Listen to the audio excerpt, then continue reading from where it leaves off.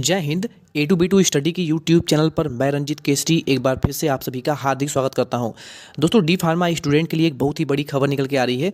सिर्फ diploma in pharmacy कर कर आप नहीं बन सकेंगे फार्मासिस्ट। रजिस्ट्रेशन पर रोक लगा दी गई है। पूरी खबर को देखने के लिए वीडियो की लास्ट तक बने रहिए। काफ़ी इंपॉर्टेंट वीडियो आप सभी के लिए, अगर आप डी फार्मा कर रहे हैं तो, या फिर करने जा रहे हैं। डी फार्मा केवल डिप्लोमा इन फार्मेसी की पढ़ाई पूरी करने के बाद अब आप फार्मासिस्ट नहीं बन पाएंगे, आपको फार्मासिस्ट की डिग्री नहीं मिल पाएगी।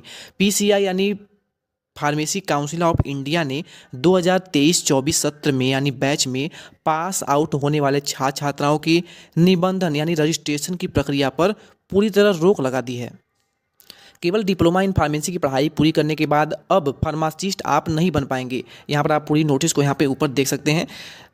फार्मेसी काउंसिल ऑफ इंडिया यानी पीसीआई ने बीते साल 2022 से 23 सत्र वाले बैच में डिप्लोमा इन फार्मेसी कोर्स में जो भी छात्र दाखिला या प्रवेश लिए हुए थे, जो सत्र 2023-24 में पास आउट हो जाएंगे। यानी अगर आपने 2022 में एडमिशन लिया था तो आप 2 साल बाद यानी कि 2024 में आपका जो कोर्स है वो कंप्लीट होगा। 2022 में अगर आपने एडमिशन लिया है तो 2022 से 23, 23 से 24 में आप कंप्लीट हो जाएंगे। लेकिन अगर आपने 2023 में एडमिशन लिया है तो 24 और 25 सत्र में आपका डिप्लोमा का जो 2 वर्ष का कोर्स है वो आपका कंप्लीट हो जाएगा। ठीक है। अब जो छात्र 2023-24 में पास आउट हो जाएंगे उनके निबंधन पर रोक लगा दिया गया है, यानी उनके रजिस्ट्रेशन की प्रक्रिया पर रोक लगा दिया गया है। क्यों लगा दिया गया है?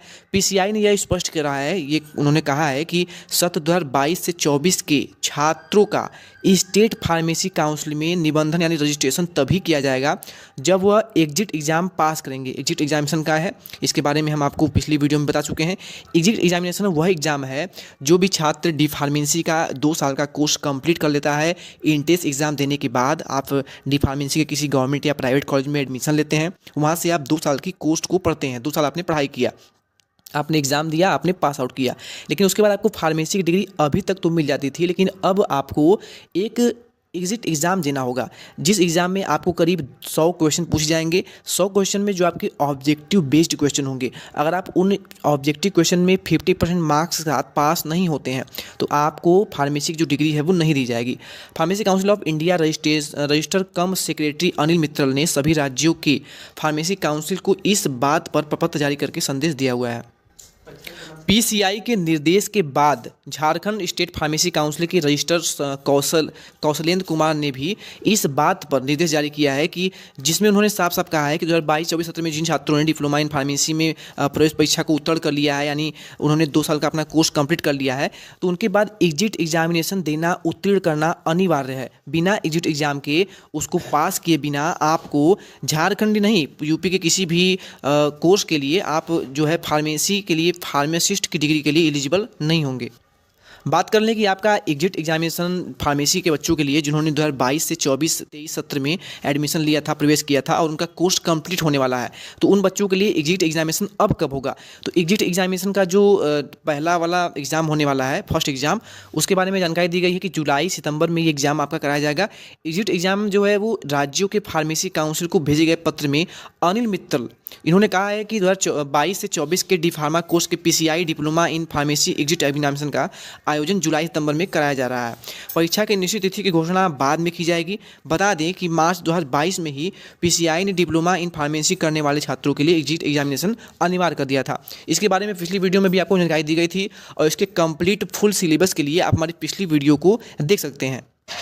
कुछ इंपॉर्टेंट चीज़ें आपके लिए काफ़ी इंपॉर्टेंट होगी, जैसे कि फार्मेसी काउंसिल ऑफ इंडिया ने सभी राज्यों के फार्मेसी काउंसिल को प्रपत्र जारी कर निर्देश दिया है कि एग्जिट एग्ज़ाम पास करना अनिवार्य होगा, अन्यथा किसी भी हालत में आपको फार्मासिस्ट की जो डिग्री है वो नहीं दी जाएगी। जुलाई से सितंबर के बीच में आपका एग्ज़ाम कराया जाएगा। इसके साथ साथ फार्मेसी काउंसिल ऑफ इंडिया ने सभी राज्यों को ये प्रपत्र जारी किया हुआ है। ठीक है। अब देखिए NBEMS जो है ये इसके माध्यम से आपकी परीक्षा कराई जाएगी, यानी जी कप जो है वो आपके इंट्रेंस एग्जाम कराता था। इसके साथ साथ BTUP बोर्ड जो है वो आपका 2 साल का जो कोर्स होता था उसको कंप्लीट कराता था और उसका एग्जाम कराता था।